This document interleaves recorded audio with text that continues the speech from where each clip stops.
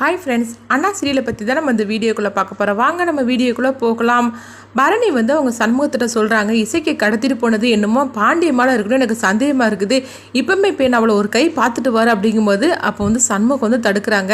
பரணி, நான் சொல்கிறத கேளு, கொஞ்சம் அமைதியாக எது அப்படிங்கிறாங்க. நம்மகிட்ட எந்த ஆதாரமும் இல்லாமல் நீ பாட்டுக்கு அவங்கள போய் சொல்லிட்டு இருக்கக்கூடாது அப்படிங்கும்போது, என்னடா நானும் சொல்லிகிட்டு இருக்கிறேன், நீ அவங்களுக்கே சப்போர்ட் பண்ணி பேசிகிட்டு இருக்க அப்படிங்கும்போது, நான் சப்போர்ட் பண்ணிலாம் பேசிகிட்டு இருக்கல, அவங்க தான் கடத்திட்டு போனாங்க அப்படிங்கன்னா நம்மளுக்கு சரியாக தெரியாது. அப்படி இருக்கும்போது நீ போய் தேவையில்லாமல் கேட்டேன்னா இது பிரச்சனை தான் ஆகுன்னு சொல்லவும், அதெல்லாம் முடியாது, நான் போக தான் செய்வேன் அப்படின்னு பரணி சொல்லும் போது அப்போ சண்முகம் வந்து பிடிச்சி இழுக்கவும் பார்த்தோம்னா பரணி வந்து சண்முகத்தை வந்து கெட்டி பிடிக்கிற மாதிரி வந்து விழுந்துருந்தாங்க.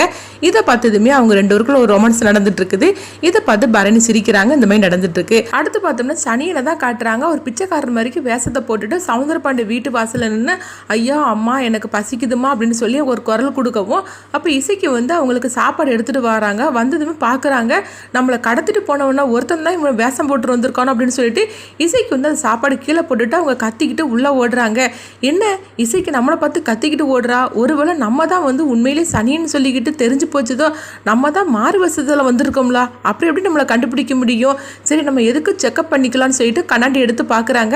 நம்ம கரெக்டாக தானே வேஷத்தை போட்டுட்டு வந்திருக்கிறோம், அப்புறம் எப்படி இவ கண்டுபிடிக்க முடியும் அப்படின்னு சொல்லிட்டு குழப்பமாக இருந்துட்டு இருக்கிறாங்க. இப்போ இசைக்கிட்ட வந்து அவங்க பாக்கிய கேட்குறாங்க, என்னட்டி எதுக்கு சத்தம் போட்டுட்டு வந்து அப்படிங்கும்போது, அத்தை என்னை கடத்திட்டு போனாங்களா 4-5 பேர், அதில் ஒருத்தன் வந்து வந்திருக்கிறான், எனக்கு என்னமோ பயமாக இருக்குது அப்படிங்கிறாங்க. என்னடி சொல்கிற, நீ உடனே ஃபோன் பண்ணு அப்படிங்கிறாங்க.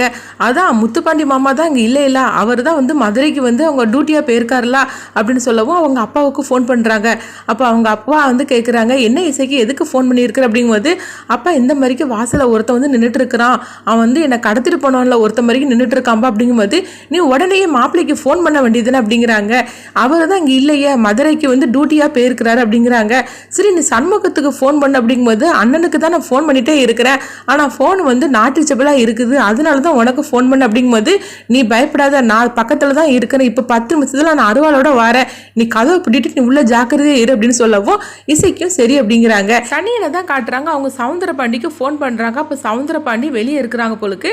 அப்போ என்னடா சொல்லி எதுக்கு நீ ஃபோன் பண்ணியிருக்கிற அப்படிங்கும்போது, ஐயா நீ கொடுத்த காசெல்லாம் காலி ஆகி போச்சுது, எனக்கு ஒரே பசியாக எடுக்குது, எனக்கு சாப்பாட்டுக்கு கூட நான் ரூபா இல்லாமல் இருக்கிற அப்படிங்கும்போது, என்னடா குடிச்சிட்டு தண்ணிலாம் தெளிஞ்சு போச்சு போலுக்குது, இப்போ உடனே அதனால தான் எனக்கு ஃபோன் அடிச்சிருக்கே கேட்கும்போது, ஐயா சாப்பிட்றதுக்கே ரூபாலன்னு சொல்லிட்டு இருக்கிறேன், நீங்கள் என்ன இந்த மாதிரிக்கு பேசிகிட்டு இருக்கிறீங்க, நான் எனக்கு வந்து இப்போ சாப்பாட்டுக்கு கூட காசு இல்லாமல் இருக்கிறேன், எனக்கு வந்து காசு கொடுங்க அப்படிங்கும்போது, சரிடா சாயந்தரமாக நான் அந்த பக்கமாக வருவேன், இப்போ உனக்கு தாரேன் அப்படின்னு சொல்லும் போது, இல்லையா அது வரைக்கும்லாம் தாங்காது, இப்போ நான் சாப்பிட்லன்னா அவ்வளோதான் செத்தே போயிடும் போலுக்கு, உங்கள் வீட்டு வாசலில் தான் பிச்சைக்கார வேஷம் போட்டு நின்றுட்டு இருக்கிறேன் அப்படிங்கிறாங்க.